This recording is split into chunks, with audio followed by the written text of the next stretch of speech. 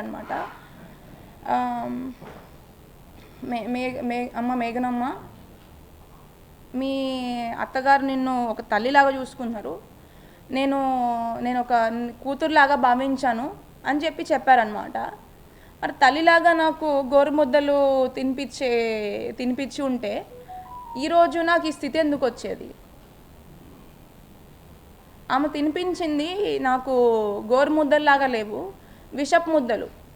పెళ్ళికి ముందే అతని కొడుకు ప్రాబ్లం ఏంటో తెలిసి పెళ్ళి తర్వాత చాలా ప్లాన్డ్గా దీన్ని ప్లాన్ చేసి నన్ను అన్ని రకాలుగా ఇబ్బంది పెట్టి దీన్ని క్లోజ్ చేద్దామనే ఉద్దేశం వాళ్ళకి ఫస్ట్ నుంచే ఉంది, పెళ్ళికి ముందే ఉంది. ఎందుకంటే ఖచ్చితంగా చిన్నప్పటి నుంచి ఫస్ట్ నుంచి వాళ్ళ పిల్లలకి వాళ్ళు ఎట్లా పెరుగుతున్నారు, వాళ్ళు ఎక్కడ ఉంటున్నారు, ఏం చేస్తున్నారు, వాళ్ళకు ఉన్న ప్రాబ్లమ్స్ ఏంటి, ప్రతి ఒక్కరికి వాళ్ళ పిల్లల గురించి వాళ్ళ తల్లిదండ్రులకు తెలియకుండా ఉండదు. అది కామన్ పాయింట్. నేను ఖచ్చితంగా మళ్ళీ ఎవరికి చెప్పాల్సిన అవసరం కూడా లేదు.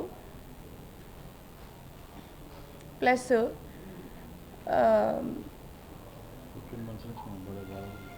ఇంకొక విషయం ఏం చెప్దాం అనుకుంటున్నానంటే, ఇంకొక క్లారిటీ ఏమి ఇద్దాం అనుకుంటున్నానంటే, ఒక ఆడపిల్లగా 1.5 year నుంచి జోగి రమేష్ అండ్ వాళ్ళ కుటుంబం వల్ల చాలా ప్రాబ్లమ్స్ ఫేస్ చేస్తున్నాము. ఇంకా కూడా నన్ను ఇబ్బంది పెట్టే ప్రయత్నంలోనే ఉన్నాడు. కానీ నాకు ఈ బాధల నుంచి, ఈ కష్టాల నుంచి అతనికి ఈ పెళ్ళి ఉండదని క్లియర్గా తెలుసు. అయినా కూడా ఇబ్బంది పెట్టుకుంటూ ఇంకా కూడా దీన్ని ఎట్లా కంటిన్యూ చేద్దాము, ఇంకేం చేద్దామని అనుకుంటున్నాడు అనేది నాకు అర్థం కావట్లేదు. ఖచ్చితంగా నాకు న్యాయం చేస్తాడని అయితే నేను అనుకోవట్లేదు. ఎందుకంటే మీరు చూసే ఉంటారు, ఒకవేళ న్యాయం చేసి ఉంటే మీ అందరి ముందు నేను కూర్చోవాల్సిన అవసరం లేదు. అట్ ద సేమ్ టైము నిన్న ఇంకొక విషయం ఏంటంటే, వాళ్ళు చూపించినట్టుగా, జోగి రమేష్ గారు చూపించినట్టుగా ఒక వీడియో అయితే చూపించారు. ఏంటంటే వసంత కృష్ణ ప్రసాద్ గారింటికి వాళ్ళు వెళ్ళారని చెప్పి, అది దొంగచాటుగా వీడియోలు తీసుకొని దాన్ని ప్లే చేయాల్సిన అవసరం లేదు. ఎందుకంటే నన్ను అడిగితే నేనే చెప్పేదాన్ని, నువ్వు వెళ్ళావా అమ్మా అని. అంటే అవును వెళ్ళాననే చెప్తాను. న్యాయం కోసం వెళ్ళాను. ఆయన న్యాయం చేసి ఉంటే, ఆయనే సెట్ చేసి ఉంటే కరెక్ట్గా, అన్యాయం చేయకుండా నాకు, నేను ఎందుకు వెళ్తాను? వసంత కృష్ణ ప్రసాద్ గారి దగ్గరికి వెళ్ళాను, దానికి ముందు కూడా ఇంకొకసారి వెళ్ళాను. ఎందుకంటే నాకు న్యాయం చేయాలి, నాకు న్యాయం కావాలి, నాకు అన్యాయం జరిగింది అని చెప్పి ఆ ప్లేస్లో వసంత కృష్ణ ప్రసాద్ కాకపోతే లోకల్గా ఆ ప్లేస్లో ఎవరు ఉంటారో వాళ్ళ దగ్గరికి వెళ్తాను. వాళ్ళ తమ్ముడు ఉన్నా వెళ్తాను, వాళ్ళ అన్నయ్య ఉన్నా వెళ్తాను, ఎవరున్నా వెళ్తాను. అదేవిధంగా ఆయన ఇంకా నాకు ఎంతో రెస్పెక్ట్ ఇచ్చి, అమ్మ ఇక్కడ ఆడపిల్లవి కాబట్టి నువ్వు ఇక్కడ ఎంతోమంది ఉంటారు, మనం ఇంటి దగ్గర కూర్చొని మనం మాట్లాడుకుందాము, దీన్ని నువ్వు వీలైనంత తొందరలో బయటపడాలమ్మా, నువ్వు ఇంకా ఈ కోర్టులు కేసులు అనుకుంటూ నీకు న్యాయం కావాలి అని చెప్పి ఇట్లా నువ్వు ఫైట్ చేయాలి అనుకుంటే ఖచ్చితంగా ఇది చాలా టైం టేకింగ్ ప్రాసెస్. నువ్వు తొందరగా సెట్ చేసుకొని నువ్వు ఇంకొక లైఫ్ని స్టార్ట్ చేసుకోవాలి అని చెప్పి మమ్మల్ని సర్ది చెప్పడానికే చూశారు.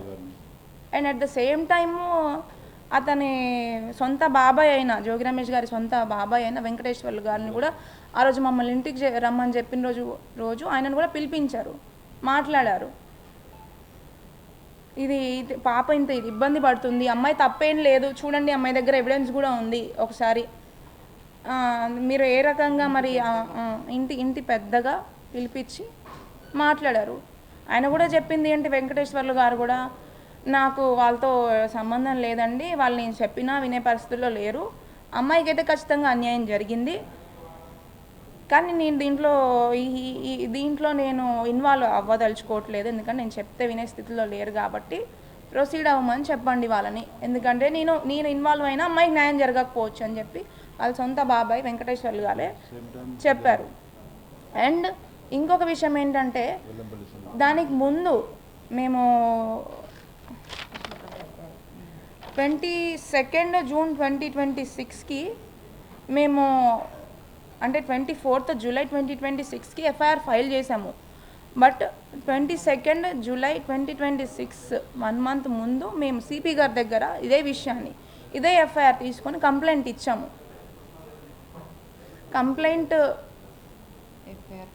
ఇచ్చినప్పుడు సిపి గారి దగ్గరికి వెళ్ళి కంప్లైంట్ ఇవ్వగానే ఆయన కూడా దానికి ఏవేవైతే సెక్షన్స్ ఉంటాయో నా దగ్గర ఉన్న ఎవిడెన్స్ చూసి ప్రొసీడ్ అవ్వండి అని చెప్పి సిపి గారికి దాన్ని కన్వర్ట్ చేయడం జరిగింది. ఆ కన్వర్ట్ చేయడం నెక్స్ట్ రోజు వచ్చి ఎస్హెచ్ఓ దగ్గర కంప్లైంట్ ఫైల్ చేయండి అని చెప్పి చెప్పడం జరిగింది.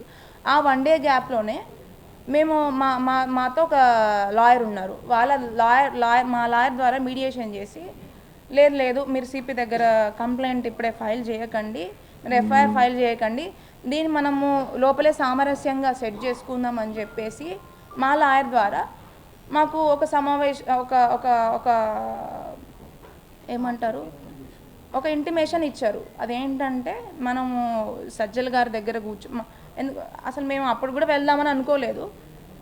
వాళ్ళు ఒకవేళ జోగి రమేష్ గారు మళ్ళీ పిలిచి మళ్ళీ మాట్లాడదామంటే మేము వెళ్ళదలుచుకోలేదు. ఎందుకంటే ఆయన మీద మాకు నమ్మకం లేదు.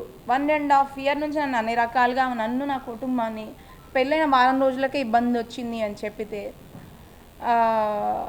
1 year వరకు ఎక్స్టెండ్ చేసి నన్ను ఇబ్బంది పెట్టి ఎన్నోసార్లు మమ్మల్ని సెటిల్ చేద్దాము, సరే అయిపోయింది ఏదో అయిపోయింది మనం మాట్లాడుకుందామని చెప్తూనే పెద్ద మనుషులు లాయర్లని వాళ్ళందరినీ మధ్యలో పెట్టుకొని మాట్లాడతామని చెప్తూనే ఆయన ఈ 1 year గ్యాప్లో అతనికి ట్రీట్మెంట్ ఇప్పిస్తాము, అతనికి ఇంకొక 4 months జైలుకి వెళ్ళడం ఇదంతా జరిగింది. సో ఇదంతా అయిపోయిన తర్వాత మేము 1.5 year తర్వాత మొన్న రీసెంట్గా లాస్ట్ మంత్ కంప్లైంట్ సిపి గారికి ఇస్తే ఇచ్చిన వెంటనే అందరికీ తెలిసిన వెంటనే మీరు కంప్లైంట్ ఇవ్వద్దు, మీరు అదేంటి సజ్జల గారి దగ్గర రామకృష్ణ గారి దగ్గర మాట్లాడుకుందాము అని చెప్పితే సరే సజ్జల రామకృష్ణ గారి దగ్గర అంటున్నారు కాబట్టి మాకు ఆయన మీద పూర్తి నమ్మకం ఉంది, ఒక పార్టీ హెడ్ కాబట్టి మాకు నమ్మకం ఉంది కాబట్టి మేము అక్కడికి వెళ్ళాము. వాళ్ళు చెప్పినట్టే కంప్లైంట్ ఇచ్చిన నెక్స్ట్ రోజు ఆయన మీద గౌరవంతో ఒక పెద్దగా మమ్మల్ని పిలిచారు కాబట్టి మేము వెళ్ళాము. వెళ్ళిన తర్వాత అక్కడ ఖచ్చితంగా సజ్జల గారి దగ్గర వెల్లంపల్లి శ్రీనివాస్ గారు ఉన్నారు అండ్ జోగి రమేష్ గారు, వాళ్ళ కుటుంబ సభ్యులు, వాళ్ళ లాయర్ గారు, వాళ్ళందరూ కూడా తీసుకొని వచ్చి సజ్జల గారి దగ్గర కూర్చోబెట్టడం జరిగింది. మేము మాట్లాడాము. అక్కడ కూడా సజ్జల గారు లేదమ్మా నువ్వు ఆడపిల్లవు కదా, మళ్ళీ కోర్టులో ఈ కేసులు అన్నీ వెళ్తే నీకేమొస్తుంది, అంత టైం టేకింగ్ ప్రాసెస్ అదంతా కూడా మేము అక్కడ కూడా నేను ప్రతి ఒక్క వీడియో నాదేం తప్పు లేదండి, అయినా కూడా మమ్మల్ని ఇట్లా ఇబ్బంది పెడుతున్నాడు 1.5 year నుంచి, ఇంకా మేము విసిగిపోయాము అని చెప్తే నేను ఉన్నానమ్మా, నీకు ఖచ్చితంగా న్యాయం జరుగుతుంది అని చెప్పేసి అక్కడ మాట్లాడడం జరిగింది ఒకరోజు వాళ్ళందరినీ కూర్చొని. మరి ఆ విషయము నిన్న జోగి రమేష్ గారు ఎందుకు మెన్షన్ చేయలేదో నాకు తెలీదు. అది నేను అక్కడికి ఏ ఉద్దేశంతో అయితే వెళ్ళాను సజ్జల రామకృష్ణ గారి దగ్గరికి, వసంత కృష్ణ ప్రసాద్ గారి దగ్గర కూడా అదే విధంగా వెళ్ళాను. అక్కడికి ఎందుకు వెళ్ళాల్సి వచ్చిందంటే సజ్జల రామకృష్ణ గారి దగ్గరికి వెళ్ళిన తర్వాత ఒక 2 daysలో దీన్ని మ్యూచువల్కి చేసుకుందాము, సరే అయిపోయింది ఏదో అయిపోయింది కూర్చుందాం మాట్లాడుకుందాం అని చెప్పారు. మేము వెయిట్ చేసాము, 2 days వెయిట్ చేసాము, 10 days వెయిట్ చేసాము. కంప్లైంట్ ఇచ్చిన తర్వాత 1 month వెయిట్ చేసాము. 1 month వెయిట్ చేసిన తర్వాత కూడా as it is Jogi Ramesh గారు 1.5 year నుంచి మేము మ్యూచువల్కి వస్తాము, మేము సెట్ చేసుకుంటాము దీన్ని బయటికి రాకముందే అని చెప్పి ఏ విధంగా అయితే చెప్పారో అదే పద్ధతిని వాళ్ళు సజ్జల గారి దగ్గరికి వెళ్ళిన తర్వాత కూడా కంటిన్యూ చేశారు. సో దాని తర్వాత నాకు అక్కడ కూడా దాని తర్వాత ఇంకొక విషయం కూడా చేశానండి. నేను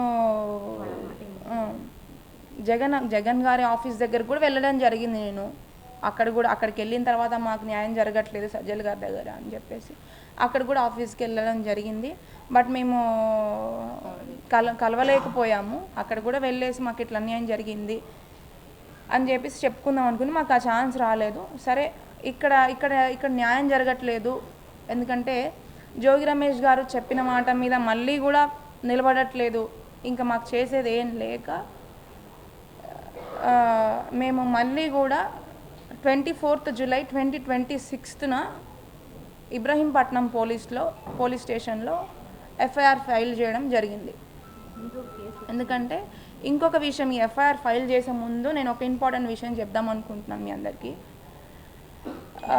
పెళ్ళయింది నాకు 28th May 2025. అయితే పెళ్ళైన 2 monthsకే నా మీద null and void case Rajiv వేయడం జరిగింది. దానికి అసలు అంటే వాళ్ళు నిన్న చెప్తున్నారు కదా, వాళ్ళిద్దరి మధ్యలో మనస్పర్ధలు వచ్చాయి, వాళ్ళు ఏవో అయినాయి అని చెప్పి. వాళ్ళు మనస్పర్ధలు వస్తే అసలు ఆ ప్రాబ్లమ్స్ ఏంటి, అసలు నేను చేసిన తప్పేంటి? వాళ్ళు పెళ్ళైన 2 monthsకే అసలు నా మీద డైవర్స్ ఫైల్ చేయాల్సిన అవసరం ఏముంది? మరి డైవర్స్ ఫైల్ చేస్తుంటే అది ఖచ్చితంగా వాళ్ళ తండ్రికి తెలియకుండా అయితే చేయరు కదా. వాళ్ళ తండ్రి హెల్ప్తోనే, ఖచ్చితంగా వాళ్ళ కుటుంబ సభ్యుల హెల్ప్తోనే 2 monthsకి డైవర్స్ ఫైల్ చేయాల్సిన అవసరం ఏముంది నా మీద? నేను ఇంట్లో ఉండంగానే. అండ్ ఆ విషయం నాకు ఇప్పుడు అంటే మరి మీకు పెళ్ళైన మరి మీకు ఆగస్ట్ 2 ఇది ఏంటి పెళ్ళైన 2 monthsకే మీకు తెలిస్తే మరి ఇప్పుడు దాకా మీరు ఉండడానికి కారణం ఏంటి అని మీకు క్వశ్చన్ రావచ్చు. నాకు ఈ ఆగస్ట్లో null and void divorce file చేశారనే విషయము నాకు రీసెంట్గా తెలిసింది. అది ఎప్పుడంటే 1 year అంటే వాళ్ళకి ఏంటంటే 2 monthsలో డైవర్స్ ఫైల్ చేసింది వాళ్ళ నా మీద. అది కోర్ట్ అనేది డిస్మిస్ చేసింది. ఎందుకంటే దాంట్లో వాళ్ళు రాసిన అలిగేషన్స్ అనేది తప్పు కాబట్టి, నేను సరిపడిన ఆధారాలు దానికి సూటబుల్ థింగ్స్ దాంట్లో లేవు కాబట్టి కోర్టే దాన్ని డిస్మిస్ చేసేసింది. కాబట్టి వాళ్ళు అంటే ఇది 1 year తర్వాతనే ఖచ్చితంగా వేయాలి అని చెప్పేసి వాళ్ళకి క్లియర్గా అర్థమైపోయింది. నల్ అండ్ వాయిడ్ అని అంటే అది 1 year లోపు వేసుకునేకి అదనమాట. దానికి తగ్గ ఆధారాలు లేవు కాబట్టి దాన్ని డిస్మిస్ చేసి 1 year తర్వాత వాళ్ళు కేసు ఫైల్ చేయడం జరిగింది. సో ఈ గ్యాప్లో వాళ్ళు కొన్ని అంటే 1 year డ్రాగ్ చేయాలి కదా.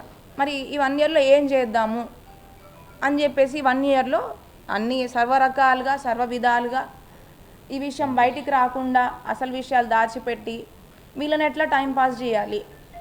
ఎందుకంటే మొహం మీద వెంటనే మాకు మీ అమ్మాయి నచ్చలేదు, మాకు వద్దు అని చెప్పినారు అనుకోండి, మా తప్పైతే ఏం లేదు.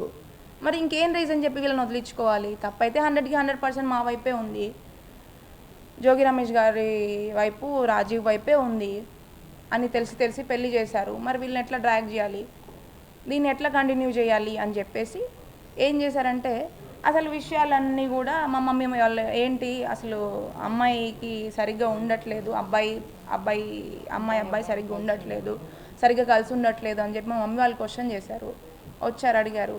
దానికి వాళ్ళు ఇచ్చిన ఆన్సర్ ఏంటంటే, సరే అండి మేము సెట్ చేస్తాము, మేము ట్రీట్మెంట్ ఇప్పిస్తాము అబ్బాయికి అని చెప్పేసి, కానీ మీ అమ్మాయి ఇక్కడ ఉంటే నామోషిగా ఫీల్ అవుతున్నాడేమో అని చెప్పేసి నన్ను పెళ్ళైన స్టార్టింగ్లోనే నేను ఏదైతే చెప్పానో పెళ్ళైన 20 రోజులన్నా ఫస్ట్ నన్ను అట్లా పంపించేశారు.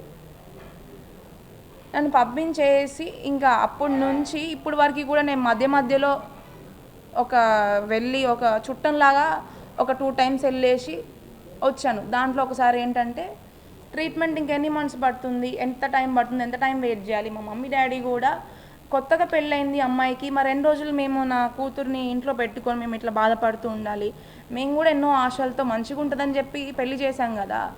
నా కన్న తండ్రిగా కన్న కూతురుగా మా కూతుర్ని ఇట్లా అందరు కూడా క్వశ్చన్ చేస్తున్నారు. మరి మా అమ్మాయి తప్పేముందో, పెళ్ళైన కొత్తలే ఎందుకు తీసుకొని వచ్చి ఇంట్లో పెట్టారనే క్వశ్చన్స్ రేజ్ అవుతున్నాయి. కాబట్టి అసలు విషయం అంటే అప్పటికి మేము బయటికి చెప్పుకోలేదు. అన్ని మంత్స్ నన్ను పంపించిన తర్వాత కూడా కొన్ని మంత్స్ వరకు నేను మా ఇంట్లోనే ఉండాల్సి వచ్చింది. అప్పటి వరకు మా మమ్మీ డాడీ కూడా బయటకి ఎవరికి చెప్పుకోలేదు, ఇట్లా ప్రాబ్లం వచ్చింది అని చెప్పి. ట్రీట్మెంట్ కోసం అని చెప్పి వెయిట్ చేసాము.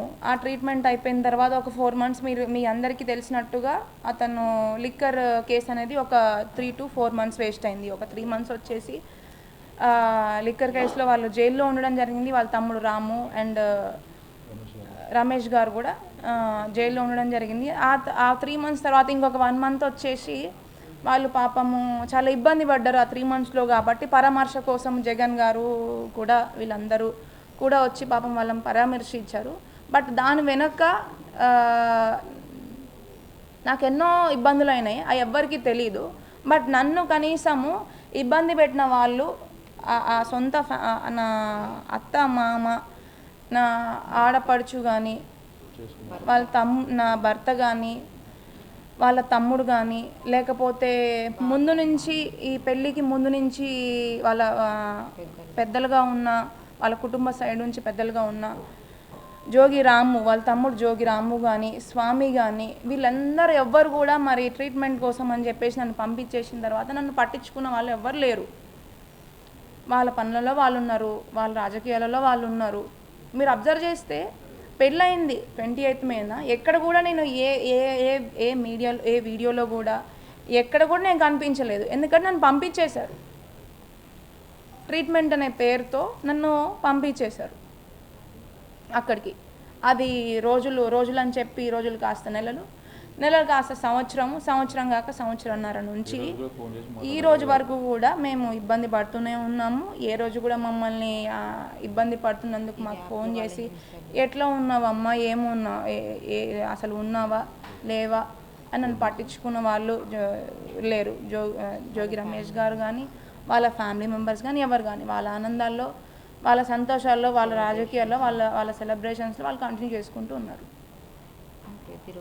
సో బట్ ఆ 1.5 year నుంచి నేను కానీ, మా డాడీ కానీ, మా మమ్మీ కానీ అతను పెట్టిన ఇబ్బందుల వల్ల ఎంతో మానసిక క్షోభకి గురైనాము.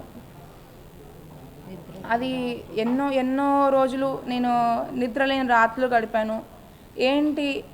ఎన్నో ఆశలతో నేను పెళ్లి చేసుకొని ఇట్లా అవుతే ఎందుకు ఇట్లా అయింది, అసలు నాకెందుకు ఇట్లా అయింది అని చెప్పి నన్ను నేనే క్వశ్చన్ చేసుకొని ఎన్నో నిద్రలేని రాత్రులు కూడా నేను గడపడం జరిగింది. సో అంటే నేనేం చెప్దాం అనుకుంటున్నా అంటే, మరి నా తప్పేం లేదు. బట్ నిన్న ఆయన చెప్పిన విషయం ఏంటంటే, అంటే మీరు మీడియా వారందరూ కూడా మీరు ఏది కూడా తప్పుగా ఏమీ ప్రచారం చేయలేదు. నేను ఎఫ్ఐఆర్లో ఏదైతే పెట్టానో దాన్నే మీరు తెలియజేయడానికి ప్రయత్నించారు. అంటే అతని జోగి రమేష్ గారి తప్పుల్ని బయట పెడితేనే, అతను చేసిన నాకు పెట్టిన ప్రాబ్లమ్స్ని బయటపడితేనే, అతను అంత మానసిక క్షోభకి గురైతే అనుభవించిన, ఏ తప్పు లేకుండా ఆ శిక్షలన్నీ అనుభవించిన నాకు ఎంత మానసిక క్షోభ ఉండాలి. నేను 1.5 year నుంచి ఎంత నేను కానీ, నా కుటుంబం కానీ ఎంత సఫర్ అయి ఉండాలి. అది ఏ రోజైనా ఒక ఆడపిల్ల తండ్రి లాగా, నా కూతురులాగా అని జోగి రమేష్ గారు అన్నారు కాబట్టి ఏ రోజు కూడా ఆలోచించలేదు. ఒకవేళ ఆలోచించే ఉండుంటే ఖచ్చితంగా ఈరోజు నాకు ఈ పరిస్థితే వచ్చేది కాదు. నేను ఇట్లా అందరి ముందుకి వచ్చి చెప్పాల్సిన రోజు వచ్చేది కాదు. సో నేను ఏం చెప్దాం అనుకున్నానంటే, మరి మనస్పర్ధలు వచ్చాయని ఏదో చెప్తున్నాడు, అసలు విషయాలు పక్కన పెట్టి. మరి వస్తే వాళ్ళ కొడుక్కి, వాళ్ళ కుటుంబానికి మరి ఏం సర్ది చెప్పుకున్నాడు, సెట్ చేయడానికి ఏం ప్రయత్నాలు చేశాడు 1.5 year నుంచి. అంటే వాళ్ళు దానికి, అంటే అది నేను నా కొడుకుని ఎన్నో మాటలు చెప్పుకున్నాను, ఎన్నో చేసుకున్నాను, అతను సెట్ కాలేదు అని చెప్పొచ్చు. కానీ నాకు తెలిసినంత వరకు అతను ఎట్లాంటి ప్రయత్నాలు చేయలేదు. మీరు చూసినట్టయితే అతని రాజకీయాలలో, అతని పనులలో ఆయన కంటిన్యూ అయిపోయినాడు. నా గురించి పట్టించుకోలేదు. పెళ్ళైన 2 నెలలకే డైవర్స్ చేసినారు. అది క్యాన్సిల్ అయిపోయే వరకు 1 year దాకా మమ్మల్ని ఇబ్బంది పెట్టి వెయిట్ చేయించి డైవర్స్ ఫైల్ చేసినారు. అండ్ ఈ 1 year లోపు మా మమ్మీ డాడీని అంటే బెదిరింపులు జరిగినాయి. ఈ 1 year లోపు ఈ విషయాల్ని బయటికి తీసుకొని వస్తే ఏం జరుగుతుంది అనేది నాకు కూడా చెప్పారు. మీరు మాకు ఈ కేసులు, ఈ కోర్టులు ఇవేం పెద్ద కొత్త ఏం కాదు. మీ అమ్మాయే మహా అయితే 5-6 ఏళ్ళు కోర్టుల చుట్టూ తిరుగుతూ ఉంటుంది. మాది పోయిందేముంది, మా అబ్బాయి ఎట్లాగో ఇంకో పెళ్లి చేసుకోవాలనే ఉద్దేశం అతనికి ముందు నుంచే లేదు. చేసుకోండి, ఏం చేద్దాం అనుకుంటున్నారు అని చెప్పేసి మమ్మల్ని పూర్తిగా వదిలేయడం జరిగింది. ఇంకా మాకు ఇంకో వేరే ఆప్షన్ లేక, ఇంకా అతని మీద నమ్మకం లేక, మా మమ్మీ డాడీ కూడా సరే ఆడపిల్ల తల్లిదండ్రులుగా దీని లోపలే సెట్ చేసుకుందాం అన్ని రకాలుగా ప్రయత్నించిన జోగి రమేష్ గారు దానికి సహకరించకపోవడం వల్ల, అంటే అన్ని తప్పులుండి అన్ని మిస్టేక్స్ ఉన్న అతనే మరి కోర్టుకి కేసులకి వెళ్ళాలి ముందే దీన్ని లోపల సెట్ చేసుకోకుండా అమ్మాయికి ఇట్లాగా మోసం చేశాను, అన్యాయం చేశాను, దీన్ని సెట్ చేసుకోకుండా మరి వాళ్ళే అన్ని రకాలుగా నా మీద తప్పుడు అంటే అలిగేషన్స్తో డైవర్స్ కేసు మ్యూచువల్గా మాట్లాడుకుంటూనే నా మీద డైవర్స్ ఫైల్ చేయడం జరిగింది. సంవత్సరం అయిపోగానే సంవత్సరం అంటే అయిపోయిన ఒక వారం 10 రోజులలో మా మీద డైవర్స్ ఫైల్ చేయడం జరిగింది. దాంతో మాకు ఖచ్చితంగా ఆ రోజే మాకు ఆగస్టులో కూడా మా మీద కేసు డైవర్స్ ఆల్రెడీ ఫైల్ చేసినారని చెప్పి తెలిసింది. దాంతో మాకు పర్ఫెక్ట్ అండ్ క్లారిటీ వచ్చింది. ఇది ముందుకు వెళ్ళే విషయం కాదు, కేవలం సంవత్సరం అయిపోయేదాకా మమ్మల్ని వెయిట్ చేయించి మమ్మల్ని ఇబ్బంది పెట్టి ఇట్లా డైవర్స్ ఫైల్ చేసి మమ్మల్ని అంటే ఆడపిల్ల తల్లిదండ్రుల్ని ఆ అమ్మాయే ఇంకా బయటికి వచ్చి 5-6 తిరుగుతుంది బయట కోర్టుల చుట్టూ అని వాళ్ళే భయపడతారు అని చెప్పేసి మమ్మల్ని ఇట్లా ఇట్లా ఇట్లా అన్యాయం చేసే ప్రయత్నం చేశారు. ఆల్రెడీ చేసిందే మోసంతో కూడిన పెళ్ళి, మోసంతో కూడిన ఆలోచనతో చేసిన పెళ్ళి. మళ్ళీ ఈ విషయంలో కూడా అట్లీస్ట్ ఆ అమ్మాయి ఆడపిల్ల, అమ్మాయిని ఇబ్బంది పెట్టకూడదు అని చెప్పి మళ్ళీ కూడా మాతో మ్యూచువల్కి మాట్లాడుకుంటూనే డైవర్స్ ఫైల్ చేసి ఇంకొక మోసం. ఇట్లా అంటే మేము ఎన్నని మేము తట్టుకుంటామండి. మోసం మీద మోసము ఇట్లా ఎన్నని తట్టుకుంటాము. అంటే ఆయన అనుకుంది ఏంటంటే ఈరోజు నేను ఇట్లా వచ్చి మీ అందరి ముందుకి ఉన్న వాస్తవాలని నిజాలని చెప్తానని ఆయన ఎక్స్పెక్ట్ చేయలేదు. నన్ను కానీ నా కుటుంబం కానీ చాలా చిన్న చూపు ఆలోచన ఉండడం వల్ల ఆయన మమ్మల్ని అంత కేర్లెస్గా అన్ని తప్పులున్నా కూడా ఇట్లా ఇట్లా ఇలాంటి బిహేవియర్తో ఇట్లా మమ్మల్ని భయపెట్టాలని చెప్పి ప్రయత్నించాడు. అంటే మా మీద చిన్న చూప అంటే ఆడపిల్ల జీవితము అని అంటే అంత చులకన భావం ఉంది ఆయనకి. వాళ్ళ ఇంట్లో ఆడపిల్లల వాళ్ళ ఇంట్లో ఆడవాళ్ళ అంటే వాళ్ళు మాత్రం ప్రొటెక్టెడ్గా లోపలగా హాయిగా ఉండాలి. మేము మాత్రం ఇట్లా అన్యాయం జరిగింది అని చెప్పి కోర్టుల చుట్టూ లాయర్ల దగ్గరికి ఇట్లా ఈరోజు నాకు అన్యాయం జరిగింది అని చెప్పి మేము ముందుకు వచ్చి ఇట్లాంటి పరిస్థితి ఇట్లాంటివన్నీ నాకు కలగడానికి రీజన్ ఎవరు అంటే ఖచ్చితంగా 100కి 100% Jogi Ramesh and his family members. Jogi రమేష్ని ఒక్కడనే బ్లేమ్ చేయట్లేదు, నేను జోగి రమేష్ గారిని ఒక్కడనే బ్లేమ్ చేయట్లేదు. వాళ్ళ కుటుంబం మొత్తాన్ని వాళ్ళందరికీ ముందే తెలుసు ఖచ్చితంగా. దానికి సంబంధించిన ఆధారాలు, దానికి సంబంధించిన సంభాషణలు కూడా అతనికి పెళ్ళికి ముందే ఈ విషయాలన్నీ తెలుసు వాళ్ళ పేరెంట్స్కి అనే సంభాషణలు కూడా నా దగ్గర క్లియర్ ఎవిడెన్స్ ఉంది. ఇంకొక విషయం ఏంటంటే నిన్న ఇవన్నీ ఇప్పుడు నా దగ్గర ఉన్న ఆధారాలు కానీ, ఆడియోలు కానీ, వీడియోలు కానీ, ఎవిడెన్స్ కానీ నేను నా ఆడపిల్లగా నా సేఫ్టీ కోసం నేను ప్రిజర్వ్ చేసి పెట్టుకున్నాను. వాటిని కూడా అది అన్నీ ఏఐ వీడియోలు అని చెప్పేసి దాన్ని అంటే ఊరికే తీసేసినట్టు తప్పుడుగా ప్రచారం చేస్తున్నారు. మరి ఇంకా కూడా నా దగ్గర క్లియర్ ఎవిడెన్స్ అనేది ఉంది నాకు. అంటే నేను పెట్టింది జస్ట్ ఒక 20% మాత్రమే. ఆ రోజు నాకు తెలీదు ఎఫ్ఐఆర్ ఫైల్ చేసేటప్పుడు ఎవిడెన్స్ కూడా ఇవ్వాలి అని చెప్పి ఆ 20% ఎవిడెన్స్ మాత్రమే నేను ఫైల్ చేశాను, అదే బయటకు వచ్చింది. ఇంకా కూడా నా దగ్గర చాలా ప్రతి ఒక్క నేను ఎఫ్ఐఆర్లో మెన్షన్ చేసిన ప్రతి ఒక్క ఎవిడెన్స్ నా దగ్గర ఉంది. అది కూడా నేను ఖచ్చితంగా టైం వచ్చినప్పుడు మీ అందరికీ చూపిస్తాను. అది కూడా నేను అది ఏఐ వీడియోలా లేకపోతే ఏ వీడియోలు అనేది మేము చూపించిన తర్వాత ఫోరెన్సిక్కి పంపించి టెస్ట్ చేయించుకోవాలని చెప్పి నేను కోరుకుంటున్నాను. అని దానికి కూడా మా దగ్గర ఉన్న వీడియో ఎవిడెన్స్ ప్రతి ఒక్కటి కూడా మేము కోర్టులో ప్రొడ్యూస్ చేశాము. అండ్ దానికి సంబంధించిన ఒరిజినల్ డివైజెస్ కూడా మేము సబ్మిట్ చేసి ప్రతి ఒక్కటి మేము లీగల్ పరంగా ముందుకు వెళ్తున్నాము. అండ్ ఈ ఇప్పటికైనా అట్లీస్ట్ జోగి రమేష్ గారు అండ్ శకుంతల గారు వాళ్ళు చేసిన మిస్టేక్స్ ఏంటి, వాళ్ళు చేసిన అన్యాయం ఏంటి, ఒక ఆడపిల్లని పెట్టిన బాధ ఏంటి, అనేది కొంచెం గుర్తించి నన్ను వీలైనంత తొందరలో మీ అందరి ద్వారా నేను తెలియజేసుకోవాలి ఏమనుకుంటున్నానంటే నాకు తొందరగా దీని నుంచి విముక్తి కలిగి నేను ఒక పీస్ఫుల్ లైఫ్ని స్టార్ట్ చేద్దామని అనుకుంటున్నాను. అది జోగి రమేష్ గారు సహకరించి నాకు విముక్తి కలిగించి ఇప్పటికైనా ఆయన పెట్టిన ఇబ్బందులను ఆపేసి విముక్తి కలిగిస్తే అది అందరి సపోర్ట్తో. నాకు పెళ్ళికి వచ్చిన పెద్దలు కానీ వైఎస్ జగన్ గారు కానీ ఇప్పుడు ఏంటి సజ్జల రామకృష్ణ గారు కూడా వచ్చారు, అండ్ ఇంకెవరు విడుదల రజనీ గారు,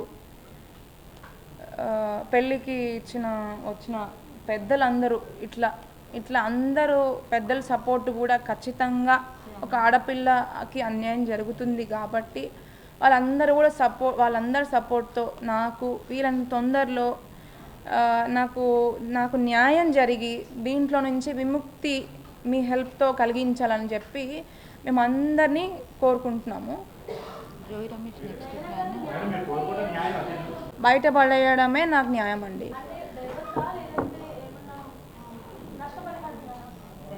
ఫస్ట్ దీంట్లో నుంచి జోగి రమేష్ గారు డైవర్స్ ఇచ్చి నాకు ఏ రకంగా విముక్తి, ఒక ఆడపిల్లగా నేను అన్యాయం చేశాను అని ఆయనకి ఏ రకంగా నాకు న్యాయం అనిపిస్తుందో ఆ రకమైన న్యాయమే నేను చేయాలని కోరుకుంటున్నాను. ఫైనల్గా నేను కోరుకునేది ఏంటంటే దీంట్లో నుంచి విముక్తి కలిగి నాకు ఒక పీస్ఫుల్ లైఫ్ స్టార్ట్ చేయాలనేది నాకు న్యాయం.